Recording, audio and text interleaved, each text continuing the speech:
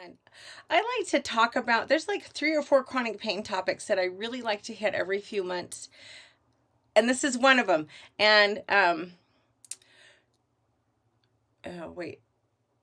Oh, crap. So this isn't going to my Twitter. Oh, well. I wonder if I can share stream. I bet I can't. I don't know how. I have no idea what I'm doing. But, oh well, onward. Ha ha ha. That is live video for you. I wonder why it failed though. That really sucks. Anyway, I got into a couple conversations this weekend with other chronic pain patients about the fact that it's really hard to get medication. And it's funny that I'm suddenly becoming this big advocate for this, because I really honestly think for that doctors were really happy to prescribe. And I think that was always the first, not even really just the first, that was like the only advice they gave you. Here, take this pill. Here, take that pill. Hell, when I listened to them, I ended up on 9 different drugs at one time, trying to maintain, not maintain, trying to manage my fibromyalgia. It didn't manage anything. I just kept getting fatter and sicker and fatter and sicker, and it really sucked. But that being said, I may not like to take medication, but I'm not a martyr, and I don't see the point in just suffering. Well, now the woman who has been adamant for years, no, I don't want to be taking a pill every day. I don't want to be taking all this stuff all the time. I just want it when I need it. Well, guess what? Now when I need it, I can't get it because of the ridiculous opioid scare. And I took I took half a pain pill yesterday, tramadol, which isn't real strong because I can't handle heavy narcotics. And I took the other half this morning. For me to take those so close together was really significant. And I got to be honest with you, I know this sounds bad, but it was really scary because I have been flaring terribly. And I don't know if I'm going to be able to get any more.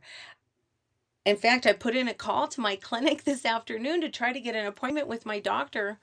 And they were so backed up, I had to leave a message, and they never even got back to me. I'm really surprised too, because I know it's in my chart that I'm a pain in the ass if they don't get back to me. But I am, because when you're dealing with this stuff, you have to be your own advocate. No one else is going to do it for you. I learned that shit the hard way too, and I cuss, sorry. But I wanted to talk about the emotional impact of chronic pain, because it's really hard to deal with, even when you don't have the added ridiculousness of going to the people that are supposed to be there to help you, and they won't help you. And I'm so not proud of this. I mean, I know how this sounds, but I try not to take this stuff. I don't even like taking over-the-counter medication. But there's been a few times when I've literally gone into my clinic and stood there at the desk crying. Why won't you help me? And I gotta tell you, the emotional impact of chronic pain is already hard enough, but when you add that complete humiliation and degradation into the mix, this shit's just ridiculous, y'all. It's just ridiculous. Anyway, let's talk about how to cope with the emotional impact of chronic pain. A lot of this information is from Psychology Today, and a lot of it is just what I've learned over the years of dealing with this. But according to Psychology Today, about 100 million Americans, that's almost a third of us, deal with chronic pain. They didn't have, at least back when I looked this up, they didn't have any hard data regarding suicide. But people with chronic pain are thought to commit suicide at twice the rate of the healthy population. And that's because this isn't just a physical thing. This is it's emotionally devastating.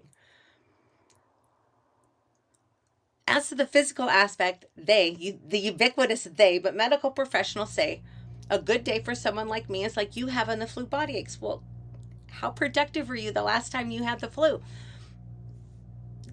That's a good day for me. A bad day for me is, I have days when I can't get up. I literally cannot get myself. If I get up, I make it to the couch, and that's it. I'm spent. And I don't get those very often, thank God, but that's a horrible way to live. Now, you get used to a certain level of pain. It was kind of funny. I went to a medical guy. I can't remember if it was a chiropractor or an MD, but this was a long time. This was when I was first diagnosed with fibromyalgia, before the Hashimoto's diagnosis. And I said, I have no pain tolerance. I have no pain tolerance, and it's so frustrating. And he laughed at me and he said, actually, you have an incredible pain tolerance, but you're maxed out. It doesn't take anything to push you over the edge. But you do get used to a certain level of it. When I'm flaring, the best way I found to describe it, now this is either going to mean a lot to you or it's going to mean nothing to you, but the best way I've ever heard it described is my fibromyalgia flare is like a full body migraine.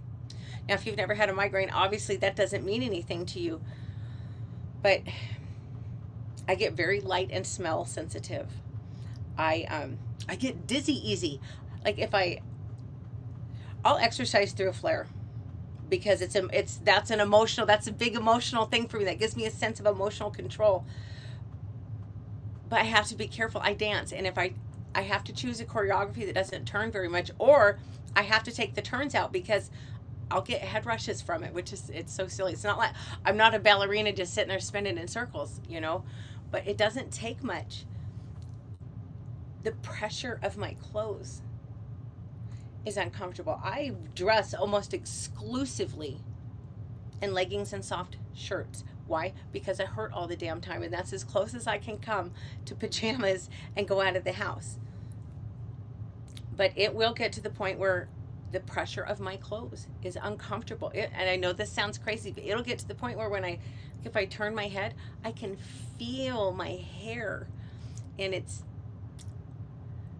not really painful, but it's this weird, creepy, crawly sensation. It's like you can feel almost every strand moving against your scalp. It's really weird. But as I've worked on myself, and as my confidence has grown, I've really noticed the tremendous emotional impact that this stuff has on me. And my confidence goes out the window. My inner bitch just gets so loud, and she's so obnoxious. And I have to remind myself that, you know what? It's okay to be angry about this stuff. It is okay to be. If you're dealing with this, you have reason to be angry. But you can't live there. That's not going to serve your purpose. You really get back what you put out there. So I promise, if you sit here and stomp around and feel sorry for yourself, I know because I did this for a long time, then your life is going to reflect that. But if you make the best of it, then, you'll get that back. I've been struggling lately. I'll be really honest. I've been just been horrible this year. I mean, my mom passed in April, and there's been all this other stress. Like that's not stress enough. I've had a lot of other stress going on. And I've been really down. I didn't think I was going to have to ever see 30 below again, and here I am. But I get really down, and I have to be really conscious of making sure that I put a little bit of positivity in my life. So that's tip number 1. You need to find positive influences. I highly, highly, highly recommend that you start, if you don't want to invest in yourself, and I get it, because I've been there, but if you're not ready to invest in yourself, go to the library and check out some personal development books. I personally like books on Audible. Actually, I go back and forth. I either want it on Audible or I want a hard copy. And it it depends entirely on my mood. But some books that I really like. Chalene Johnson has a great book on goal setting called Push. Excuse me. You Are a Badass by Jen Sincero. It's one of my favorite books. Life's Golden Ticket by Brendan Burchard. That's a great introduction to personal development work. It's a light read. It's an easy read. You're not reading it and going, oh my God, I have to take all these steps in my life right now. No, you don't have to take all the steps right now, one at a time. But Life's Golden Ticket's a nice, easy read. You know what's another really good resource, at least to me? Most chapters, most books, is the Bible. I really enjoy reading the Bible. Find podcasts. Find podcasters that lift you up. Find YouTube channels that lift you up. Stephanie Lynn Coaching is she doesn't do a lot on YouTube anymore. She does mostly podcasts. And I'll be real honest, I only catch her on YouTube, but I love her content. Brendan Burchard. He's got, I think it's called Growth Day, but he's got a fairly new channel. He's bringing all these personal development influencers in, which is really cool. Trent Shelton is an incredible guy. I find very uplifting. I love to listen to him. I like Trent because he's very faith focused. But find positive influences. And if you're a really negative person, you probably don't have anyone in your life who's overly positive, because no one wants to hang out with your grumpy ass. I know, because I used to be that negative. But you can find people online. You can find these, I call them mentors from afar. Like Brenda Burchard has no idea who I am. Trent Shelton has no idea who I am. Jen Sincero, none of them know who I am. But you know what? They're my positive influences. And when I first started turning my life around, still got a way to go, but when I first started really working on myself, I didn't have any friends who were very positive. And those people gave me something to anchor to. And it's funny because now I'm really known on Twitter as someone with a positive attitude, which, if Twitter, that's an accomplishment, damn it. But you need to develop healthy habits. That's tip number 2. If you want to emotionally cope with this crap, you're going to have to develop healthy habits. I know you don't want to hear this if you're the one dealing with it, but I'm telling you, if you get off your ass and exercise, it's going to change everything for you. How that goes for healthy people. Exercise is one of the best things you can do for yourself on so many levels. And I'm not telling you to get up and do insanity. I'm not telling you to get up and do P90X, although I've done both of those. I have. Harder than hell. But I did them. And if I can do them, anybody can do them. But walk, Tai Chi, yoga with Bird on YouTube is amazing. Has a ton of free content. Yoga with Adrian on YouTube. Again, great yogi, a ton of free content. I do think personally, for my situation with the fibromyalgia and the Hashimoto's, I like Yoga with Bird a little better because her classes are almost all very slow, and I like that. Adrian is great. Please don't misunderstand me. But just for my particular situation, I think Bird is a better option. You need to meditate. You need to meditate. Meditation, look, if you're dealing with all this health stuff, you've got to learn to quiet your mind, because if you can't quiet your mind, you're never going to get your body quiet. And if you're anything like me, you lay there at night and you're not feeling good, so you're trying to distract yourself, and then your brain just starts spinning and spinning in all these ridiculous circles, and most of the time it goes places that it doesn't really need to go. But meditating really helps with that. And you know what? You don't have to sit in a room with your thumb and your finger touching, chanting You don't. I've only chanted a couple of meditations, and I'll be honest, that's not my thing. It doesn't have to be. There's so many different forms of meditation out there. There's guided meditation. There's mantra meditation, guided meditation. Go on YouTube, look up beginner's guided meditation. Or if you're struggling with something, look up guided meditation anxiety, guided meditation depression, guided meditation whatever you need. You'll find something. Play around a little bit. It's going to take you a little time to find something that speaks to you. And then when you find something that you like and that you can settle into, you need to remember it's not a quick fix.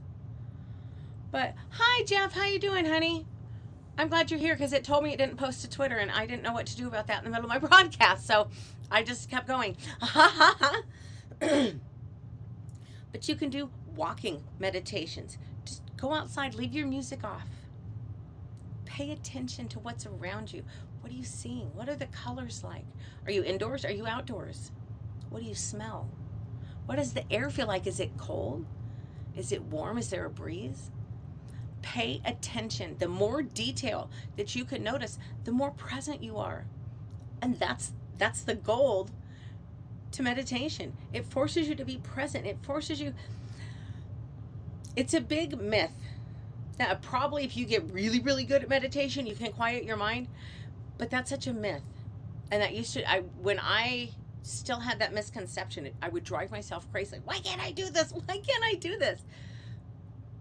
Your mind is going to wander. That's okay. Just catch it wandering and bring it back. Oh, wait, I'm thinking about work. I'm not thinking about what colors are around me, or what I'm seeing, what I'm feeling, what I'm hearing, what I'm smelling. Or maybe you're not paying attention to your mantra. But when your mind wanders, just gently bring it back. It's not a big deal. Keeping a journal. Keeping a journal is one of the best, in my opinion, one of the best, cheapest forms of self-therapy available. All you need is a damn notebook and something to write with. I personally like to keep my journal by my bed. I will be honest, I have not been journaling like I should, but I do still keep it by my bed. And I like to write in it and get my day off my chest. It helps clear my mind so I can sleep better at night. But when you're struggling with a lot of negative emotions, I shouldn't say negative emotions. Emotions really aren't positive or negative. They just are what they are. And even the uncomfortable emotions, they serve a purpose. So I'm trying to learn not to view them in a bad light, because they do serve a purpose.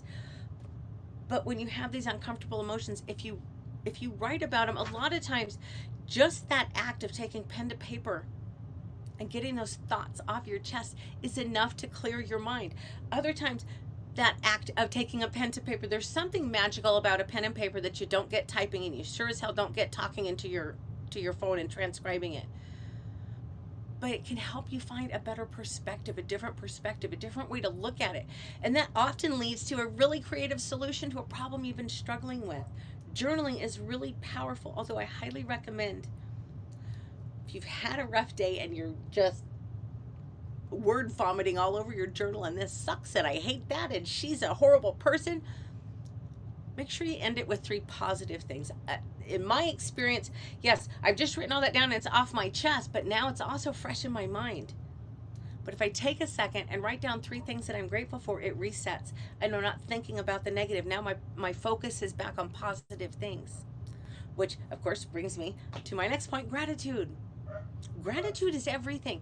You want to start liking your life better, start being grateful for the things you have and quit bitching about the things you don't have. Find things every day. You should, if you don't want to keep a regular journal, keep a gratitude journal. Write down 3 things, just 3 little things. It'll take you a couple of minutes, if that, every night that you're grateful for. I'm grateful for a sunrise. I'm grateful for my dog. I'm grateful for my parents. I'm grateful for whatever you're grateful for. And if you're really struggling, you got a roof over your head, you got running water, and you got electricity. Those things put you ahead of millions of people on this planet, and you should damn well be grateful for them. You need to celebrate your wins, and I mean your little wins.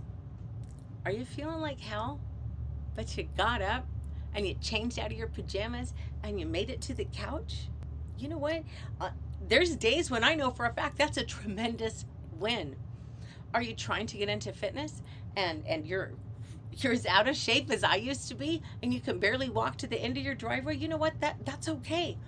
Do that and celebrate. Write that down at night.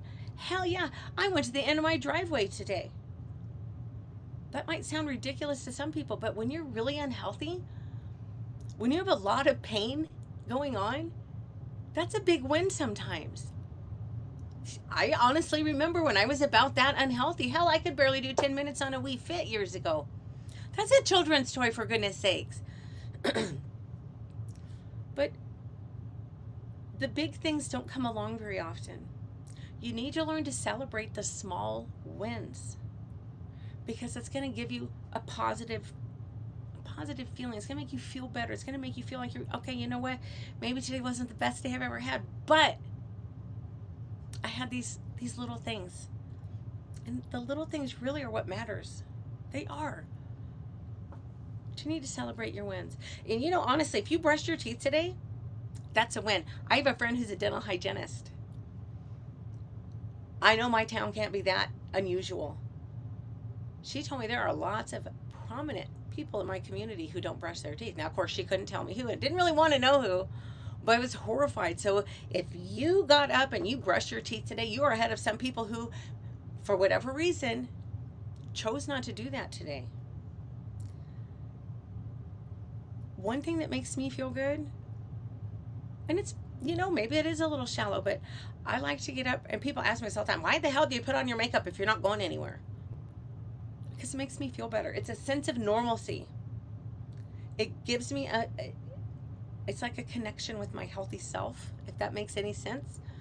And and I like high heels. You don't have to be the high heel and makeup girl, but put a little effort into how you present yourself to the world. Give a little thought into how you want to present yourself to the world, because whether you like it or not, excuse me, our appearance sends a lot of nonverbal cues to people on what kind of person that we are, and how their interaction with us is going to be. Again, you don't have to be the heels and makeup girl, but just take a second to think every day. It doesn't have to be every day. Just think once in a while. How do you want to present yourself to the world? And is that what you're doing? If not, step it up a little. You owe yourself that much. One's hard for me. This is my final. You need to let it go. You need to let shit go. Don't beat yourself up over the things that you can't do anymore. There's a lot of things that healthy people used to be able to do that they can't do anymore. And you know what else? Healthy people can't do everything any more than you can. So take that pressure off of yourself. I don't know how we ended up in this place in America where it's like if you're not working 80 hours a week, then you're lazy. No, you're not. No, you're not. You have different priorities. I'm not bagging on if you're someone who works 80 hours a week because you have an ambition and a goal you're working towards, seriously, more power to you. But understand, if you're someone outside looking at that, understand that's a choice. And that requires a lot of sacrifice. I get so irritated. Oh, shoot, sorry. I bet that's my daddy. And I didn't turn my phone off. And I don't even know where it is. So it's just, I hope y'all can't hear it. I'm having a day. And I am so hoarse. But you need to let shit go. You need to give up the idea that you're going to be able to do everything and that you're a horrible person if you can't, because you can't. Healthy people can't, and if you're sick, you sure as hell can't. Just accept it for what it is. And you know what? You know what else you need to let go of? You need to let go of negative people. Bye, Felicia. You don't have the time, energy, or patience for their crap. You just don't. A really simple litmus test for other people is, do they lift you up? Because if they don't lift you up, why are you wasting your time? Now, I understand we can't always gently ease somebody out of our lives. Sometimes it's a family member that you're butting heads with. I used to have a coworker that we had really, really unpleasant interactions, and I couldn't get around her. I had to work with her. I had to find a way to make the best of it. So one day I was walking over to the building that she works in, and I catch myself. I'm over my, and she's going to bitch, and she's going to nag, and she's going to do this, and she's going to do that. And then I was like, wait, I can't do this to myself. I need to find a better way to deal with this. So since I couldn't cut her out of my life, I couldn't keep giving her my power. I couldn't keep handing her permission to upset me. So what I started telling myself when I had to deal with her is, okay, she's going to nitpick me, but she does have a really good eye for detail that I don't. Now, I'm pretty detail oriented, but the girl was eagle eyed. I mean, you forgot to dot an I, and she was like, fix it. Granted, she could have asked in a much nicer manner and it wouldn't have bothered me at all. But that's not who she was. So she was very negative. I couldn't cut her out of my life, but I had to find a way to deal with that. If the negative person in your life is someone you can't gently, please don't be a jerk. If you can't gently ease them out of your life, by the way, and if they ask you what's going on, tell them, don't be spineless. Own it.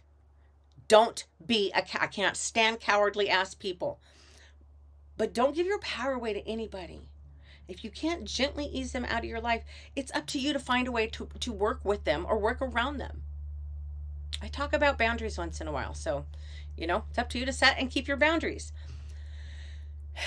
You need to remember to be kind to yourself and kind to others, even the people that you don't think deserve it. Because, honestly, the people that don't really deserve it, they probably need it more than anyone else.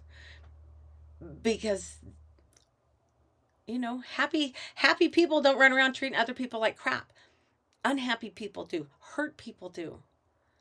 So try to have a little empathy towards them. You need to remember, if you're the one dealing with this stuff, and I got to tell you, I've been just clinging to this thought by the absolute tips of my nails. This is going to pass. I have Now I've had this fall, I've had some incredibly wretched luck, and I ended up in a flare that was really almost 3 full months. And I haven't had a whole lot of relief since that 3-month mark hit. But I have had some relief. It eventually is going to pass. Tomorrow is another day. Tomorrow, maybe today's not been your best day. Maybe you really hurt like hell. Maybe everything's gone wrong. But you know what? Tomorrow is another day. It's an opportunity to start fresh. And finally, you need to remember you're not your illness. You're not your diagnosis. Don't let that become your identity. And I got to tell you guys, that's harder than I thought it was. I really thought that I was on top of that I didn't, that wasn't my identity. I'm not just the sick girl. But then someone asked me, an embarrassingly long time ago, what would your life be like if you were healthy? The fact that I have a really difficult time answering that question shows me that I have let this become my identity to a large extent. But I'm working on it. That's all I can do is work on it because I just wasn't aware. At the time, I didn't realize that this was happening. But yeah, it's a weird place to be, to realize, oh God, I do that. I do that thing that I don't like and that I tell other people they shouldn't do. But it's not healthy. It's not emotionally healthy at all. Look, if you're dealing with this shit, you've been handed a raw deal. Yeah, you have. And do you know how many people out there are way worse off than you are? Do you know how many people out there would be delighted to trade places with you? That's what I keep in mind. That's how that helps me keep from feeling sorry for myself. That helps me remember that, you know what? I choose to be happy. I choose to look on the bright side. Those of you who've been on my Twitter the last few days are probably like, bright side? What the hell are you talking about? Yeah, I've been really catty lately, but only human. Anyway, oh, look at my Christmas fingernails. Aren't they cute? My girl's so good. Anyway, that's all I have for tonight. I really had intended this weekend on getting in here and rearranging this, since I now have to broadcast from my computer and sitting down, which drives me crazy, but I obviously didn't do that. Y'all, I'm tired. I'm sorry, but I'm just, this time of year, I am tired. It's cold. It's dark. This place ain't fit for humans to live. It's just not. I have a tremendous amount of respect for the indigenous Alaskans who survived here for thousands and thousands of years without any modern amenities. I don't know how they did it. My ass would die, I'll be real honest. But that is all I have for tonight. If you have any questions about dealing with health issues, drop me a line on Twitter, which is, incidentally, the only place you're going to find me on social media, at Alaskan Courtney. I try to be very responsive. And if you have not done so, please subscribe to my HAPS channel. I will be back Wednesday at 5 o'clock Alaska time.